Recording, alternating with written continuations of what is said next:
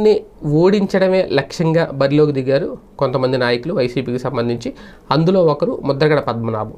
ఎందుకంటే పవన్ కళ్యాణ్ గారి మీద ఒక రకంగా వ్యక్తిగత ద్వేషం కాపు సామాజిక వర్గానికి సంబంధించి, అలాగే ఆయన పార్టీలోకి ఆహ్వానించలేదు అనే ఒక ద్వేషం ముద్రగడలో నరాల్లో జీర్ణించుకుపోయింది.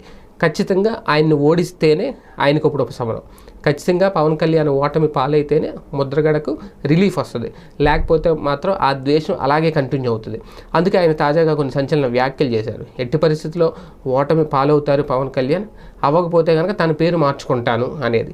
అంటే అటువంటి వ్యాఖ్యలు ఒక రకంగా దాని మీద ఆయన కుమార్తె కూడా రియాక్ట్ అయ్యారు. ఎందుకు అలా మాట్లాడాల్సిన అవసరం, అంత విచిత్రమైన వ్యాఖ్యలు ఎందుకు చేశారో అర్థం కావట్లేదంటూ ఆమె కూడా తప్పుపట్టారు. ఇదంతా వైసీపీ నాయకులు కావాలని చేస్తున్నారు, ముద్రగడని ఆడిస్తున్నారు, వైసీపీ ఆడినట్టు ఆడుతున్నారు నా తండ్రి అని చెప్పి ఆమె కుమార్తె మాట్లాడడం మరొక సంచలనం.